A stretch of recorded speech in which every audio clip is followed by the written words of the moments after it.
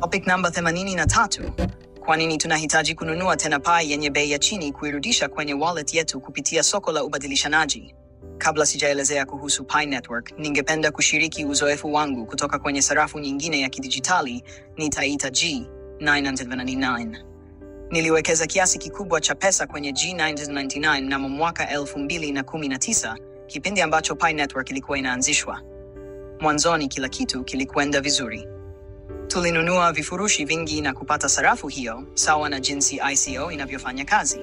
Tulijenga jamii kubwa sana iliyovutia wawekezaji mamilioni duniani kote. Kufikia mwisho wa mwaka 2021, tulifanikiwa kuzindua Open Mainnet yake na G999 ikaorodheshwa kwenye masoko mengi ya ubadilishanaji. Hata hivyo, baada ya kuzindua Open Mainnet, wanachama wengi walianza kuuza sarafu zao, hali iliyosababisha bei kushuka sana. Bei ilipoanza kushuka, wanachama wengine waliogopa na kuanza kuuza pia, hali iliyoendelea kushusha bei zaidi. Kwa mujibu wa historia ya bei ya G999, bei yake ilifikia kilele tarehe 23 Juni mwaka 2021, ikizidi dola za Kimarekani 0.04916. Tangu hapo, imekuwa ikihangaika na kushikilia bei ya takribani dola 0.003 tangu mwaka 2022. Kwa zaidi ya miaka minne, bei imeendelea kuwa chini ya nusu senti licha ya gharama za awali kuwa karibu dola moja au chini kwa kila sarafu. Kushuka huku kwa bei kunachangiwa zaidi na ukosefu wa mahitaji sokoni. Wawekezaji wanapoona bei inashuka, huuza ili kupunguza hasara. Hata kama kulikuwa na jamii ya kielimu ya wataalamu waliokuwa wakifanya mikutano kila wiki, ukosefu wa mahitaji ulileta upungufu wa imani kwa wawekezaji. Licha ya mkurugenzi mtendaji kutumia kiasi kikubwa cha fedha kuendeleza mfumo wa ekolojia na kujaribu kutumia G999 kama ada ya miamala, bei sasa ni karibu sufuri baada ya miaka minne. Kwa sasa, uchimbaji wa Pi ni bure. Hata hivyo, baadhi ya pioneers huuza Pi zao kwa bei ya chini sana kama dola moja au hata senti 10 kutokana na mahitaji ya kifedha na ukosefu wa imani kwa sababu uchimbaji ni wa bure. Iwapo jamii yetu ya GCV haitawahamasisha pioneers kununua Pi, basi bei bila shaka itazidi kushuka. Ikishuka, wale wasioamini kwa nguvu GCV nao wataanza kuuza, na hili linaweza kuleta janga. Kwa bei za chini namna hii, je, mfumo wa ekolojia utaweza kuishi?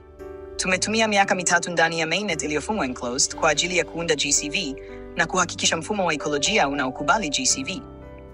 Ikiwa mfumo wa ekolojia ni GCV lakini kwenye soko la ubadilishanaji bei ni dola 2, wafanyabiashara watahimizwaje kujiunga? Wengine watasema turuhusu GCV kwa dola 2, lakini haitafanya kazi.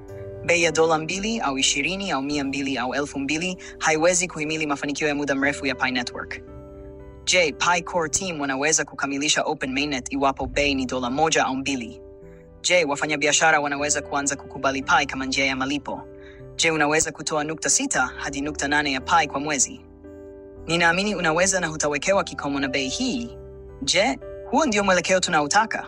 Kama hatuwezi kushinda kwenye soko la ubadilishanaji kwa kutumia GCV, basi Pi Network haiwezi kutimiza malengo yake. Tupo katika hatua nyeti sana ambayo inaweza kuamua mafanikio yetu. Uzembe wowote unaweza kuharibu juhudi za miaka 6. Naona mashambulizi mengi dhidi yetu. Ninataka kuuliza, je, una suluhisho bora zaidi kwa mafanikio ya Pi Network? Ukweli ni kwamba hawana. Wanachosubiri ni Pi Core Team kupanga kila kitu, huku wao wakishambulia wapiganaji halisi wa Pi Network wanaojitolea kwa bidii.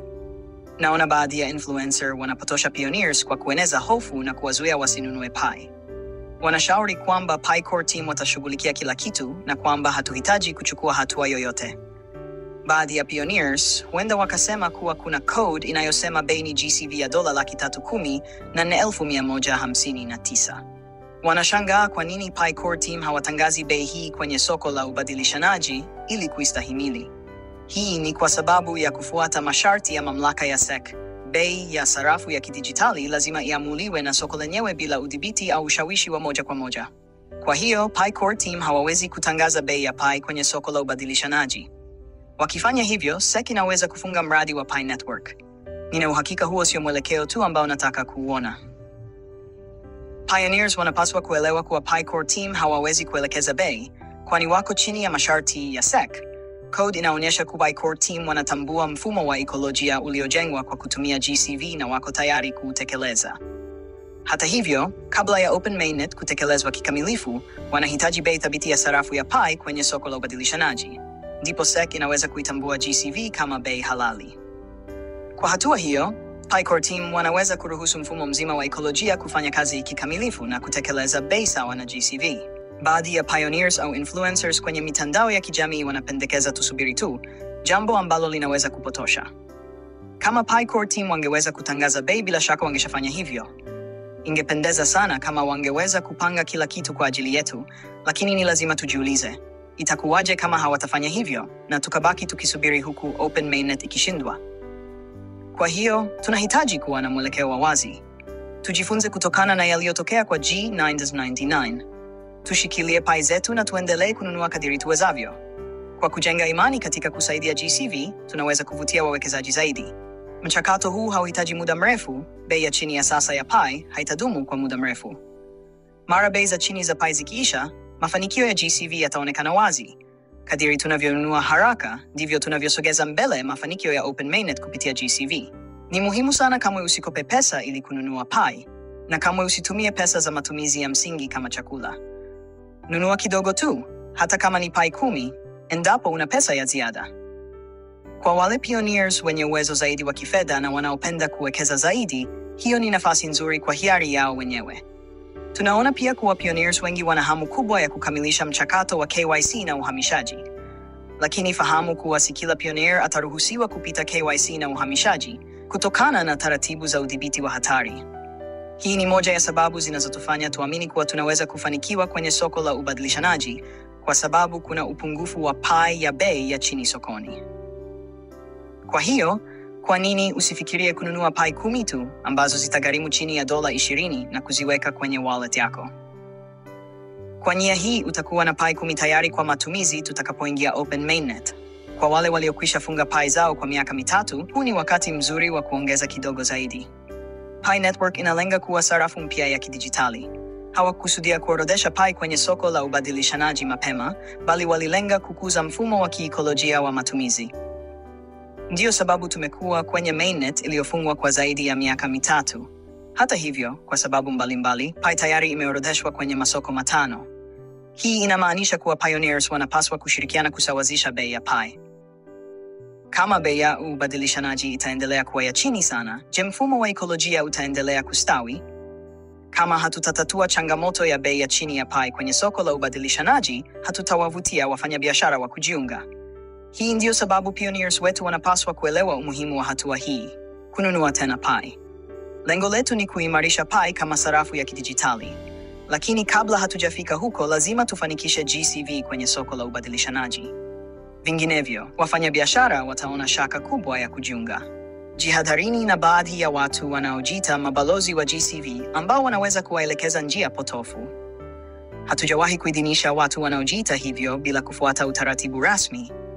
Mabalozi wote waliothibitishwa na kuidhinishwa na GCV ni wale waliokubaliana na mkakati wetu wa kuwaelimisha pioneers kuhusu namna ya kushinda kwenye soko la ubadilishanaji. Lazima tufanikiwe kwenye soko la ubadilishanaji.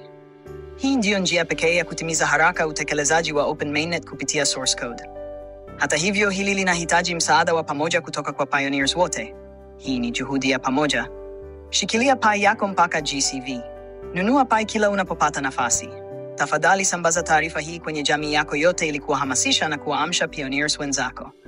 Kanusho, yaliyomo katika makala zangu na mawasilisho yangu yote ni kwa ajili ya kutoa elimu kwa jamii ya Pi Network pekee. Hayapaswi kufasiriwa kama ushauri wa uwekezaji. Mimi si mshirika wa Pi Core Team na uchambuzi wote uliowasilishwa ni mitazamo yangu binafsi.